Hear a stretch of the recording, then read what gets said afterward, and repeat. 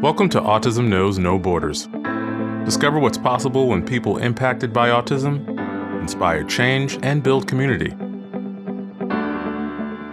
Together with the Global Autism Project, here's your host, Rachel Harmon.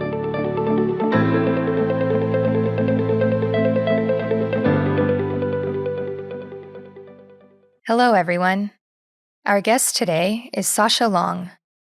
Sasha is a former special education teacher, a Board Certified Behavior Analyst, and the founder and president of the Autism Helper, a company that shares resources and strategies online for parents and teachers of children with autism. As a professional with experience on both sides of collaborative efforts, Sasha brings us some ideas on how to improve communication between teachers and specialists.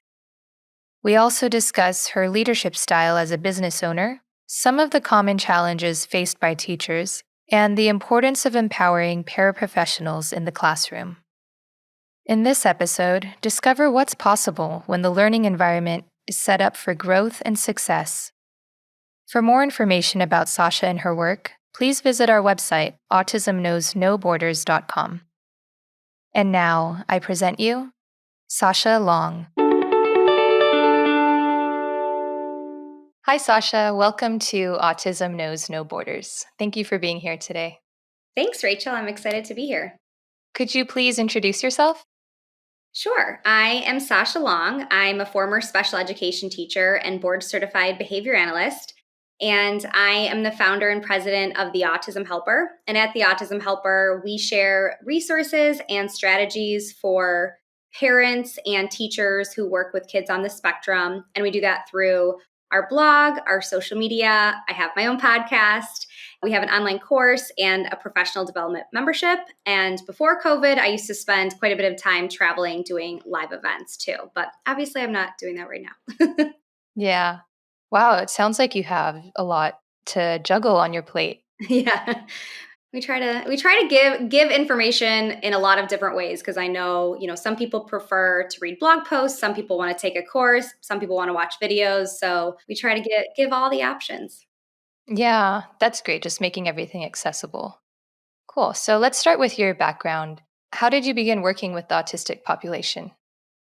So I went into undergrad like most, 18-year-olds do with no idea what I wanted to do with my life. And I thought I wanted to be a social worker. And my mom told me I had to get my master's to be a social worker. And I didn't want to do more school after undergrad, which is ironic because I got my master's anyways. But I ended up declaring the special ed major because I was kind of on the fence between education and special ed and just kind of jumped in. I was like, I'm going to declare it and then I'll change it later if I need to. And as part of our undergrad programs, you needed internship hours and supervision hours every year. So I started working in special recreation, which I really loved doing as like a one-on-one camp aide, and then started student teaching and all that. And so when I graduated as a special ed teacher, my first job was in a self-contained classroom where most of the students were diagnosed with autism. So that was my first teaching position. Can you just clarify or explain what a self-contained classroom means? Yeah, sure. And there's, the lingo differs everywhere. And this is my job and career, and people will throw phrases like that at me. And I'm like, what's that one mean? So every district and, part of the country and type of school has different phrases for how they name their classrooms. And I've, kind of found that trends in education, sometimes every 10 years, things will shift too. So self-contained really is not a great phrase, really, but it just refers to a classroom where the kids are spending most of their day in that classroom, and everyone in that classroom has an IEP. So there aren't any kids in that class without an IEP, and kids are spending most of their day. So I would say more, up to, probably around 80% to 100% of their day within that classroom. Some places in the country call it a life skills room often. That's another kind of common phrase for that. Okay. And before you continue on with your story, could you just briefly define what IEP is? Sure. So an IEP is an individualized education plan. And once a student receives a diagnosis of a disability, they would get an IEP through a school district. So either, a parent would request that when their child starts school as they get a diagnosis, or a school might request an evaluation. And that plan really just outlines how that child's education needs will be met within the school system. Mm-hmm. Great. Thank you. Okay, so you were working in a self-contained classroom. Mm-hmm. And I was really, thrown right in. I talk about that first year teaching quite a bit on my platforms because I kind of wish I was on a reality show that year and had it all filmed because I think it would be hilarious. And I'm 5 feet tall. I'm really short. I had all boys that were all like, I think 6 feet tall. They were just huge. They were like, preteen boys can be like men. They were like men. And so it was like me and these like nine men like strolling around the school. I probably looked like hilarious. And they're like, who's this girl? Like thinks he's going to teach these kids. But it was a big adjustment because I realized how poorly I was prepared for the role. And that's really not a reflection of my undergrad program. I think it's just a reflection of how broad a special ed degree is. You're typically, when you get a special ed degree, you can teach preschool through high school. You can teach, a self-contained room, like I explained, or be in an inclusion setting where you're basically teaching the gen ed curriculum. So you could be teaching, preschoolers potty training all the way through seniors and high school pre-cal. Like you just can't be well prepared for all of the challenges that diverse of a population would have. So the first few years teaching was a lot of trial and error and figuring it out. And I was lucky to have a principal that really gave me a lot of leeway to do that, to figure it out on my own, because I didn't know what to do. And I've told this story many times, like on my own podcast and in the membership, that I distinctly remember one of the paraprofessionals in my class, like, an aide that helps the teacher, ask me like 2 weeks into school, my first year, he's like, I want to sit down with you and I want to hear about your philosophy on behavior management. And I was like, cool. Once I figure that out, I'll be sure to let you know because I have no idea.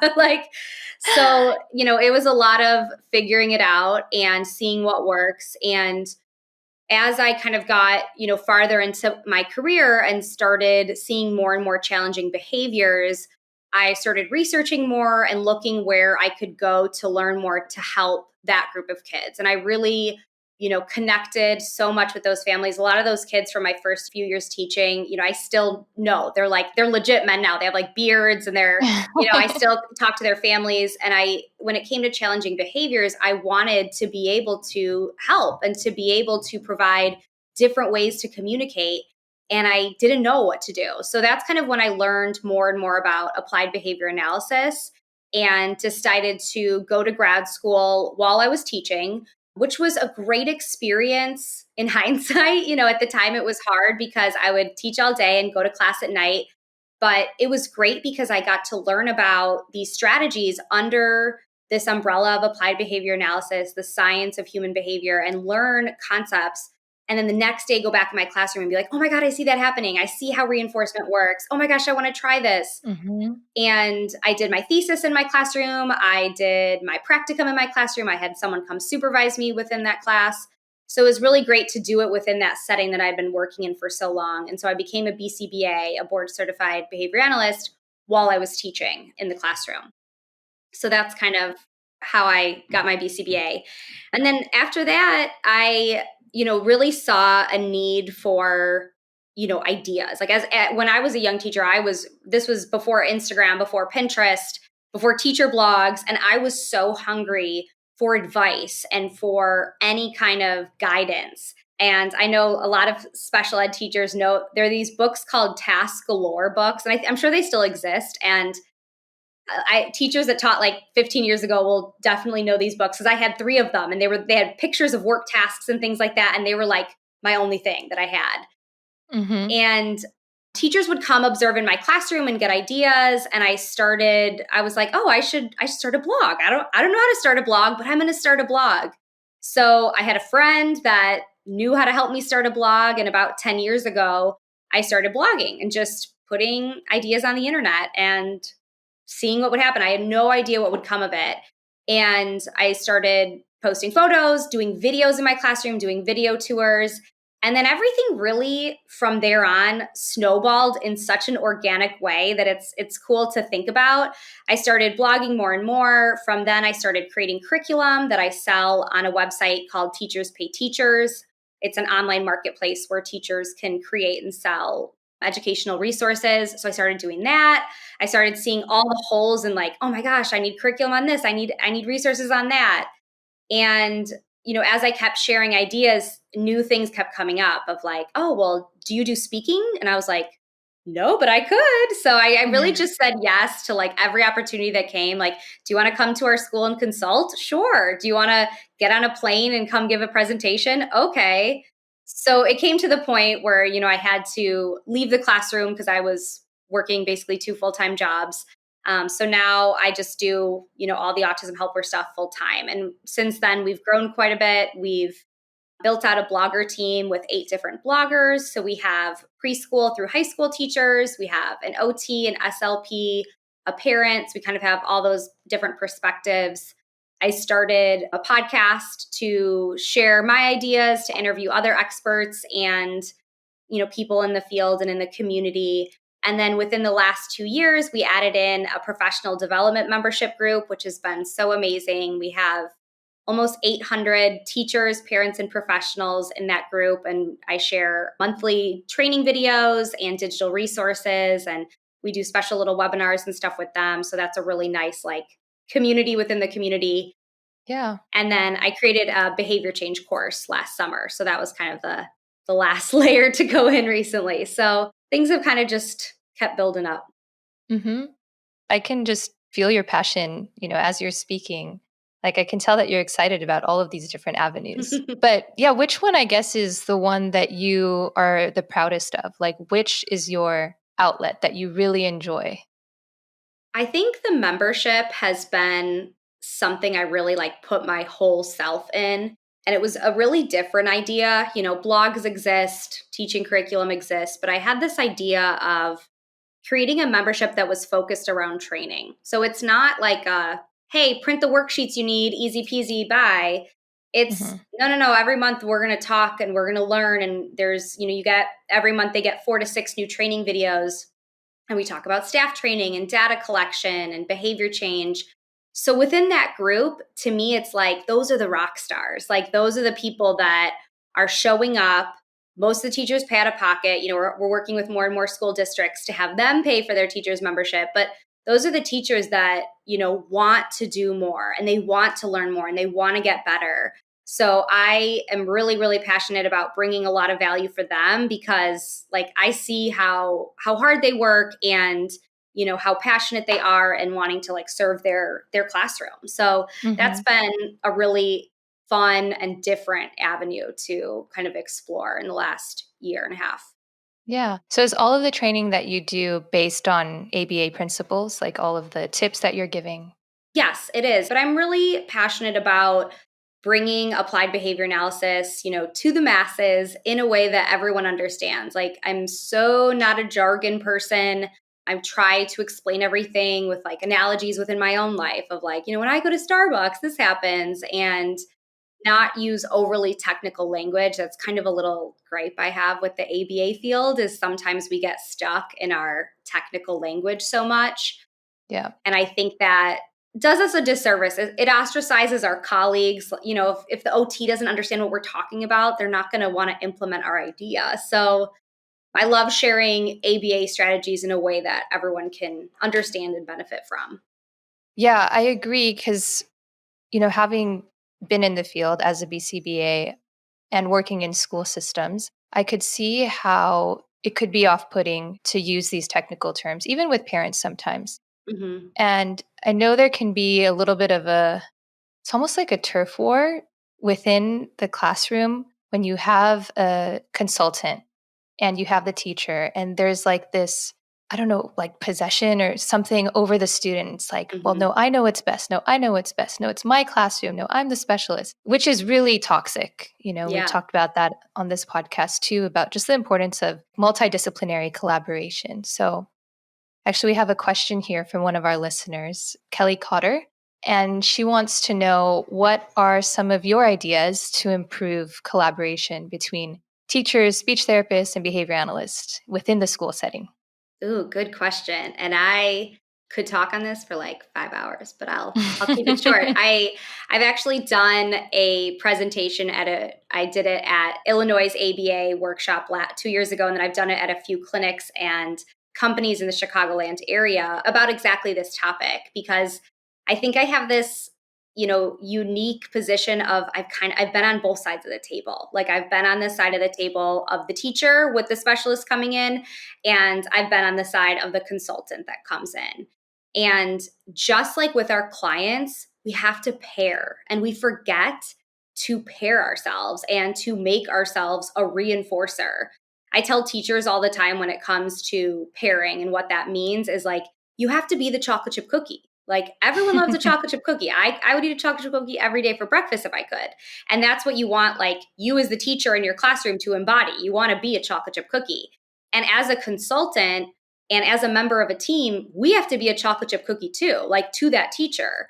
So if you come in and the first thing out of your mouth could be taken as criticism, like, you're now like the opposite of a chocolate chip cookie. Like, you're celery. Like, no one wants that. So like, you want to, really take the time to build rapport and to pair. And I know everyone's schedules are crazy and caseloads are crazy. So I think we feel the pressure of not having time to do that.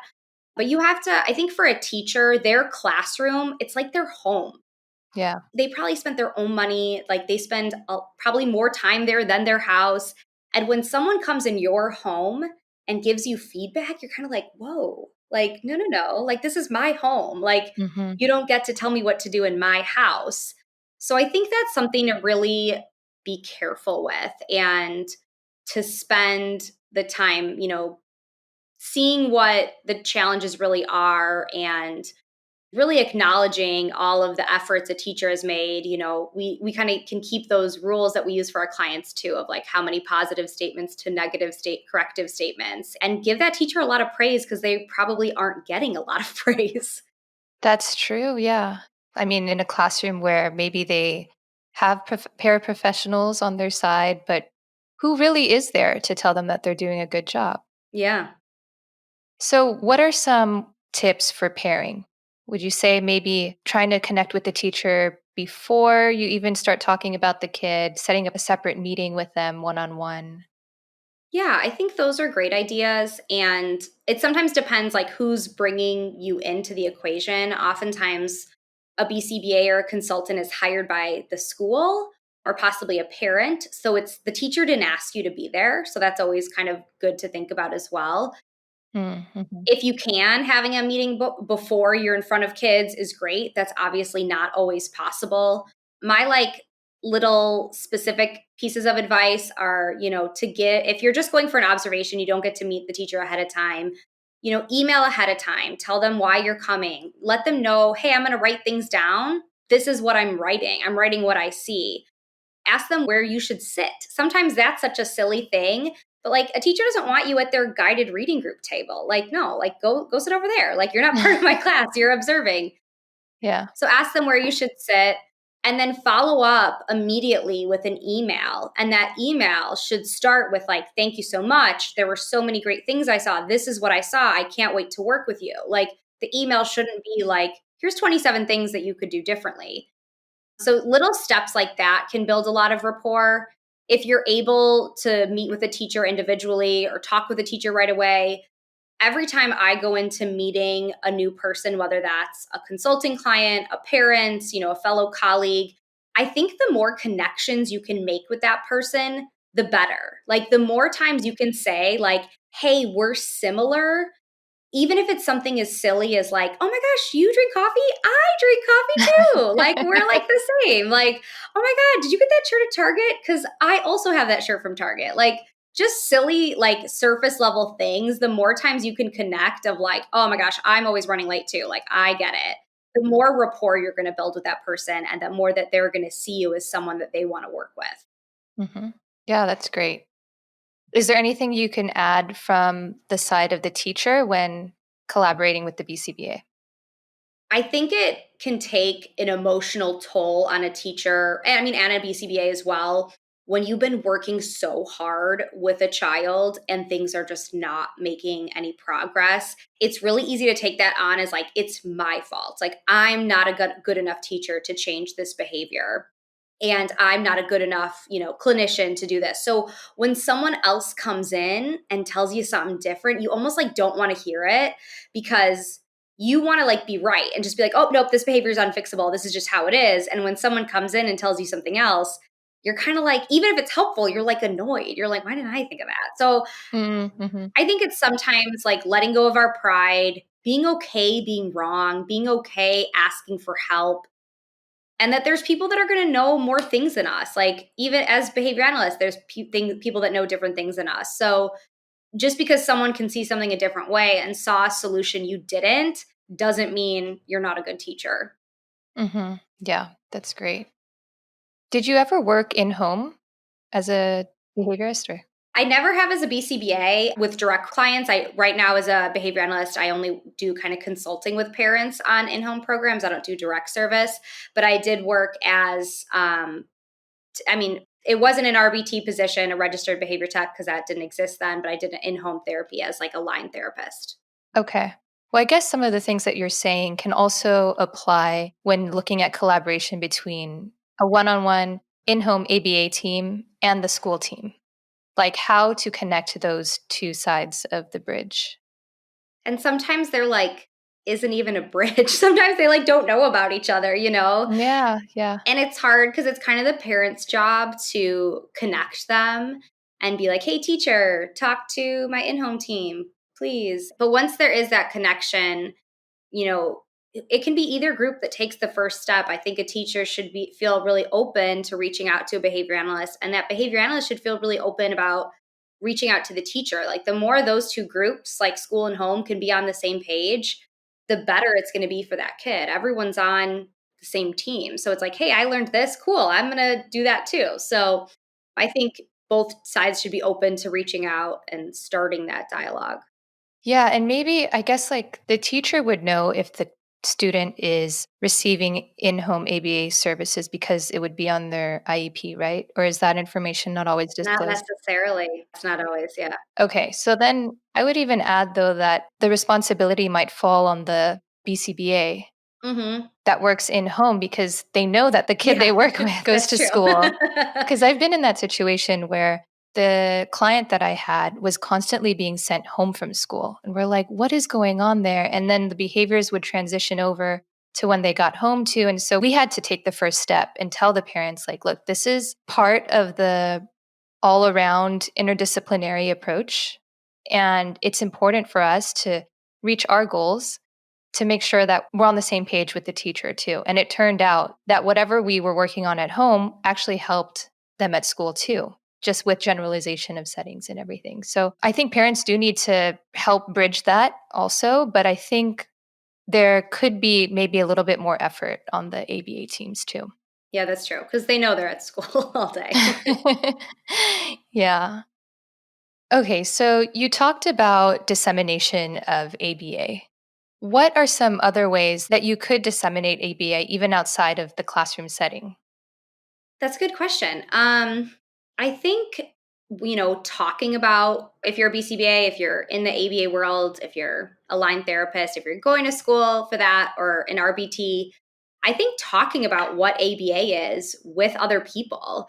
I told this story when I've done this presentation to all behavior analysts, because only a group of behavior analysts would think this is funny. But like a year or two ago, I was sitting at a long table, went out to dinner with like friends of friends, and I ended up sitting next to like a friend's new boyfriend that I didn't know very well. And he was like, oh, what do you do? And I said, I'm a behavior analyst. And I was waiting for the like, what's that? And I was kind of ready to give, we all have our elevator pitch, like our 45-second what ABA is. Mhm. And he didn't ask. So I was kind of like, it's a Friday night. I don't feel like talking work. So I didn't offer. I was like, okay, cool. So later in the evening, he said something to me and he was like, gosh, sorry, I'm so quiet. I'm just like, I feel like you're analyzing everything I'm doing. And I was like, what do you think I Really? do? Like, I asked you to pass the ketchup. Like, I didn't ask like your deepest, darkest secrets. I was like, I'm not like a psychotherapist or something. And he was like, you're probably analyzing everything I'm doing as a behavior analyst. And I was like, it's not okay. It's not really what that means. But Yeah, yeah.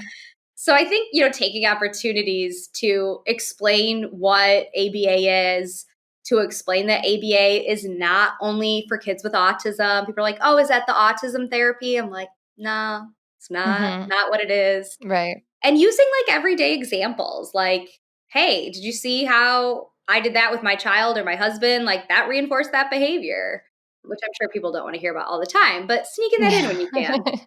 Yeah. What would you say is something that you see a common struggle with teachers, like whether it's managing classroom dynamics or challenging behaviors? And what have you found that's been helpful in teaching that?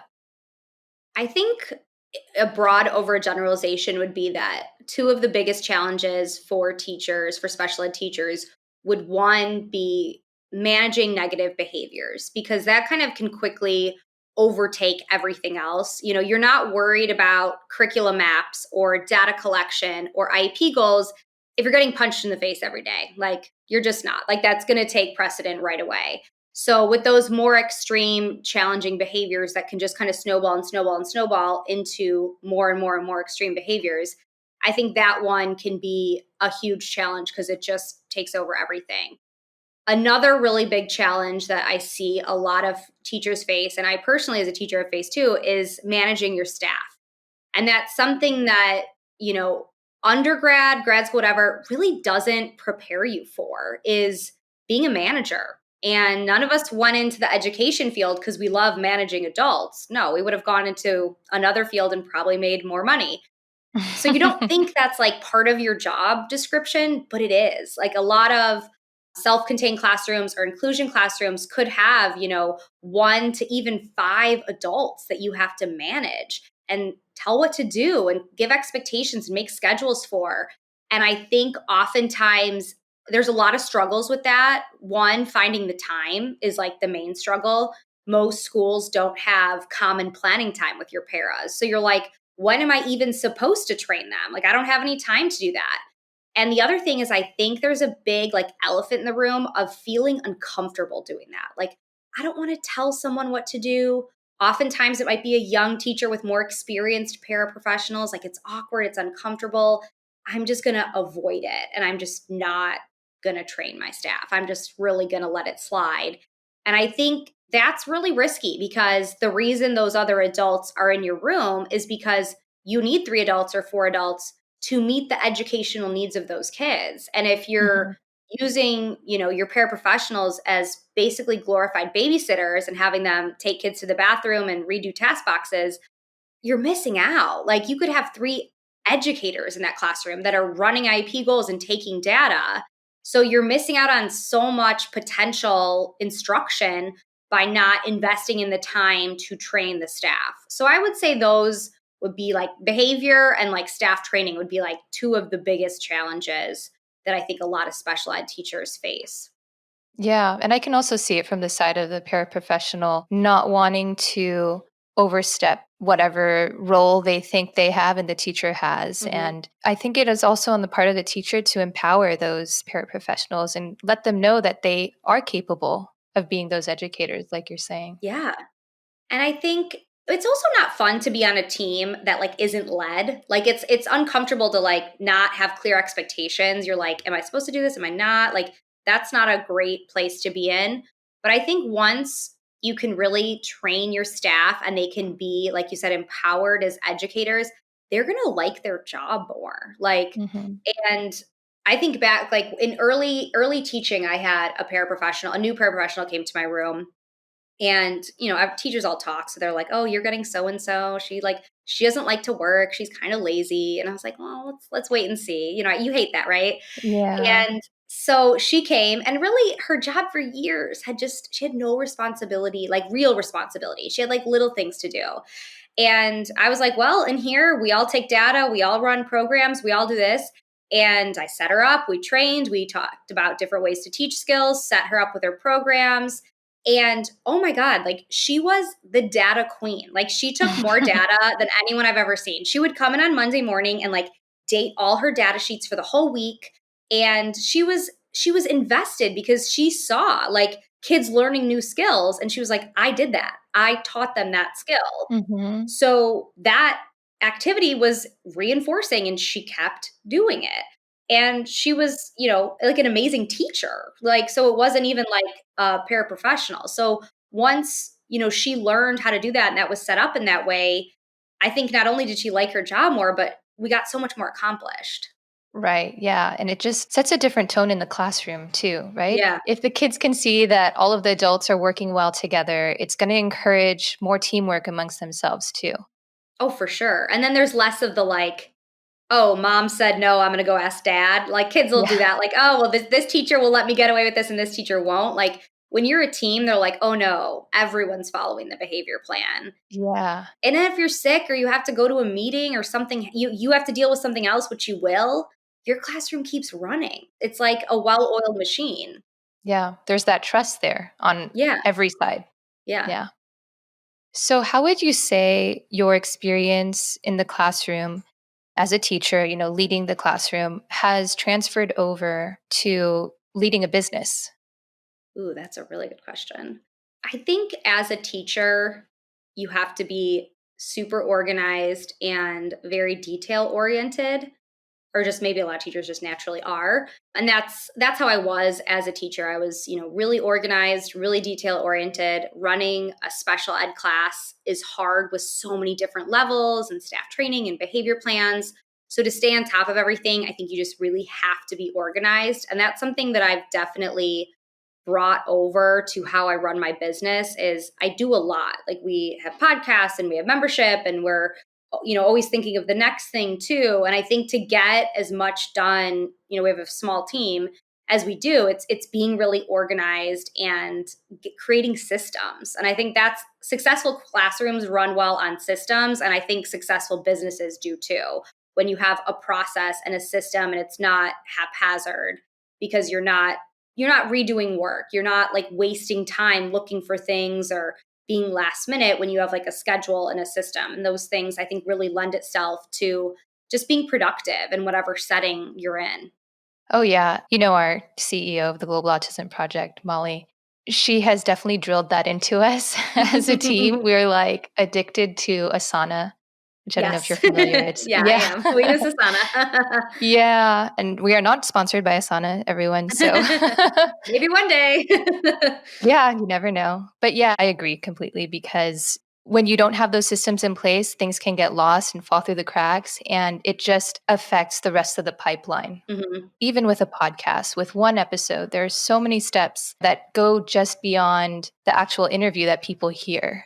Yeah. There's the editing process, there's the promotion with the guest images and the audiograms and like all of the research that goes into the back end and like the front end also. Mhm. So, yeah, I can definitely agree that organization is important. How about with your role as the leader? How do you encourage and foster teamwork amongst your staff? So I really, once I started, I feel like I so gradually became a business owner because it started as a blog and then it was this. So I feel a little lucky that I like eased into the position, but as it became much more of a real position that was like, oh, this is a real business. We really have something here. I kind of geeked out on any like productivity business tool I could like get my hands on. Like I was like, what podcast can I listen to? What book can I listen to? Because I didn't feel prepared for that role. I'm like, I'm prepared for the role of a behavior analyst and a teacher, but like I remember telling my husband one day, should I get my MBA? Should I go back to school? And he's like, no, Sasha, you're not going back to get your MBA. Like I was like, I don't know how to do this. So I really for a while just like tried to consume, and I still do, like try to learn as much as I can about being a good leader and managing my team. And, we have a small team and one of them is my husband. So that's like a whole different mess on how you manage and work with your spouse. It's great and horrible at the same time, as anyone who works with their spouse maybe would agree. But I try to utilize the same principles that I talk about with teachers with staff training, in building rapport and having really clear expectations up front. I think something as simple as, being clear on expectations just can solve so many potential problems right off the bat that it's kind of crazy that we aren't regularly doing that. So being really clear on expectations from the start, I think really helps. And having, an environment and a culture where people can ask for help, can ask for advice and changes and mess up and make mistakes, and it's okay. But having those expectations really clear up front, I think is so imperative. Yeah, and keeping that mission of whatever you guys are doing at the forefront, right? Like the Yeah. impact that you have, that you're making is huge. You're helping teachers and professionals to become better at their job, to help people with autism and help their families. And it's just like a domino effect from there. What is it about people with autism that you love so much to want to help them as the autism helper? I think back to like some of those first few students I had in this group of students, like I said, that I still keep in touch with. And I think about them a lot because some of them for a while maybe had teachers that didn't get them or therapists that just didn't spend the time connecting, and I saw what a difference that made when you do really care and you want to take it's extra work to figure it out, and to figure out the best ways to teach this child to read and to teach this child to communicate what he wants and needs. So I always think about, specific kids too, of like, oh man, like it was fun working with that kid and we really figured it out. And so I think that's why I'm so passionate about it, is I want to give that opportunity to this group of kids that might not always get that. And yes, that's all of Mhm. education. You might have crappy teachers here and there, and it's not even that, maybe a child had a crappy teacher, but it's a lot of extra work sometimes to figure out, what that solution is and what that looks like. And then it keeps changing. And I think that's definitely something that I love about this field. Dr. Stephen Shore said, if you've met one individual with autism, you've met one individual with autism. Yeah. And I quote that like in every live workshop I do, because as an educator or as a clinician or as a parent, I mean, you are never bored if you teach children with autism. There's always something new. And even if you have the same group of kids for 3 years in a row, man, when they come back after summer break, it's like, oh, guess what? I learned all these new cool behaviors at summer camp and I'm here. Or, things that worked 2 months ago don't work now. What worked with Johnny isn't going to work with Sarah. So it's always just like taking that detective stance of like looking outside the box. What can I do differently? You can be a 20-year veteran teacher and have one classroom or one child or even just one classroom, like just the dynamic of the kids together that just like knocks you right back to year one, where you're like, what am I doing? Like Mm. I thought I was better prepared than this. So in that aspect, it keeps you engaged and it keeps you thinking and fresh about different ways. But I think why I love this field is always thinking back to students that I've had and the progress that they've made and how awesome it is to see that progress happen. Can you share a success story with one of your students? Sure. Let me think about who to talk about. So one of my, like you don't have favorites, but like you have favorites sometimes. So one of my favorite students, really long time ago, came in with pretty little language, maybe one word utterances here and there, a lot of like anxiety based behaviors with like kind of around transitions would like gag to the point of almost throwing up. Like transitions were really hard for him. And we really worked on a lot of like pairing and reinforcement and like making the classroom and me a chocolate chip cookie somewhere he wanted to be. And that really stuck with him. And he loved coming to school. Like days he was sick, like the mom would be like, oh my God, I had to force him to stay home because he like wants to come to school. But he really loved coming to school. And then once he loved coming to school, we could really, really work on communication. So we went all in on, he had some verbal language. So we're like, we want more. So we just, really kept working specifically on, functional communication, increasing communication opportunities, increasing social skill communication with his peers. And when he graduated, he was such a typical teenager that I just like loved it, because he was snarky, like he was snotty. He would tell me, shut up. But I was like, you're 14. Like, yeah, like there should be a Yeah. negative consequence for that. But like, I kind of love that you say shut up. Like 3 years ago, you could barely talk. And, Right, you know, yeah. I like jokingly tell this story a lot that like when the fire alarm would go off, he would always go, ah, shit. And like, it would like always like, people are like, don't say that. But I'm like, that's what I'm thinking too. But I'm like, Yeah. man, that he went from like limited language 3 years ago to like having in like the appropriate tone, the appropriate time would Yeah. like say that. Yeah. So I kind of loved how his personality developed and that he was just kind of this like typical 14-year-old boy and had all these great communication skills that enabled him to like really make friends. And that was fun to watch that last year is like him really develop relationships on his own with peers. Mhm. Yeah, it's really cool how as a teacher, you can see the kids grow up year after year and you really see the changes in the skills that they acquire. So I can just imagine how rewarding that must be. And all those little baby steps, they really add up. I encourage teachers to spend the time like celebrating the baby steps because that's what you see in, on the day to day. Like, oh man, they identified the color orange. We've been working on orange for 2 months. Like, live in that moment. Like, be really excited. They identified orange. If you've been working on orange for a while, like you're treating your staff to coffee the next day. Like call mom and dad and be like, guess what, mom and dad, he said orange. Because no one else is going to really get that except your team and that kid's parents. Like you might go home and tell your spouse or your roommate, like, guess what, Johnny said orange. And they're like, cool. And you're like, no, no, no, this is a big deal. Yeah. Like if you knew him. Yeah. And too often we're like on to the next. We're like, oh, now I got to teach blue. Like, oh my God. Mhm. So I think it's like letting yourself, celebrate those little victories and be good about looking back to like, where was he a year ago? Where was he 2 years ago? To see, then you really see how all those baby steps come together. Mhm. All right, Sasha, we're going to have to wrap up here, but I actually have a two-part last question. Okay. So, as many places in the world are transitioning or have already transitioned to virtual learning, this can be quite challenging for not only the students, but the teachers and the parents, just everyone involved in the whole situation. So, my first question is what advice would you give to the teachers who are looking for ways to keep their students engaged through the screen?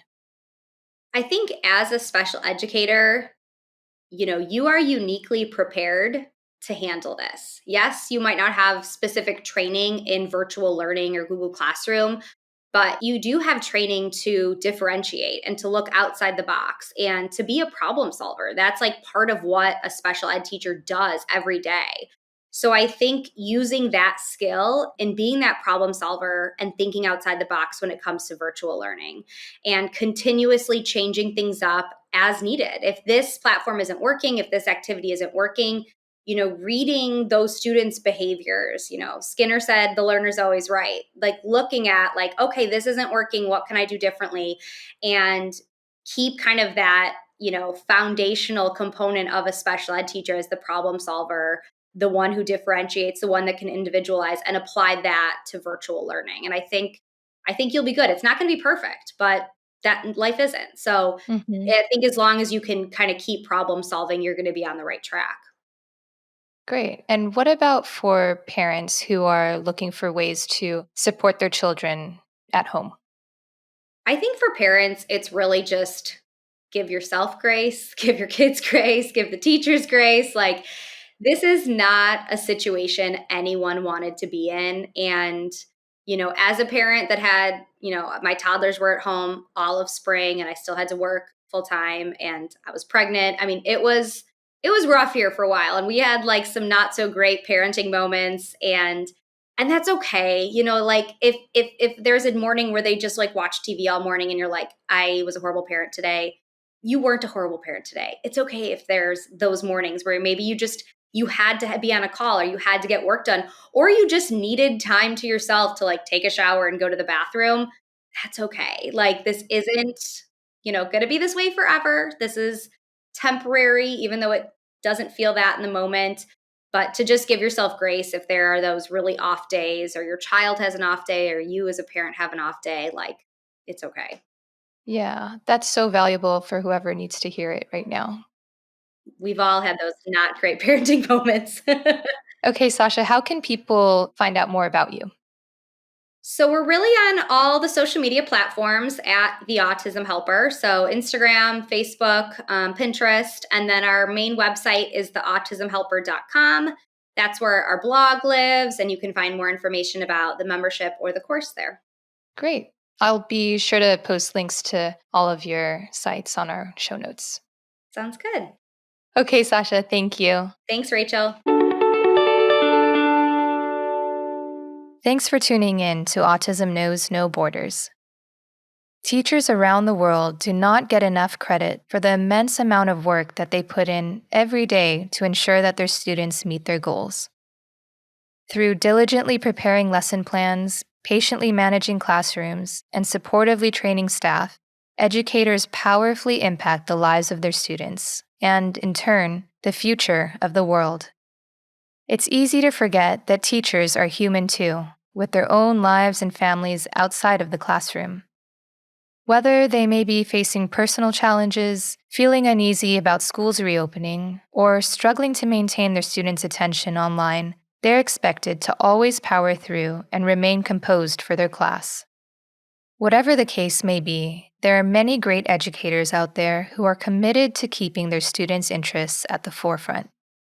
If you're a parent, I invite you to consciously practice a little extra compassion towards your child's teacher. For example, taking a moment to send them a thank you email acknowledging their efforts. Teacher appreciation doesn't need to be limited to the first week of May. I'm sure we can all remember our favorite teacher, someone who left a lasting impression on us and in some way shaped us to be who we are today. Let's continue to celebrate those that have dedicated their lives to inspire learning. Thanks for listening. Take care. You've been watching Autism Knows No Borders. If you like this video, please give it a thumbs up and subscribe to our channel. Also, we'd love to hear from you, so let us know what you think in the comments section. Click here to watch another interview from our podcast. You can also find us on your favorite podcast app. Tune in each week for engaging conversations of how people across the globe are inspiring change and building community. Thanks for watching. Take care.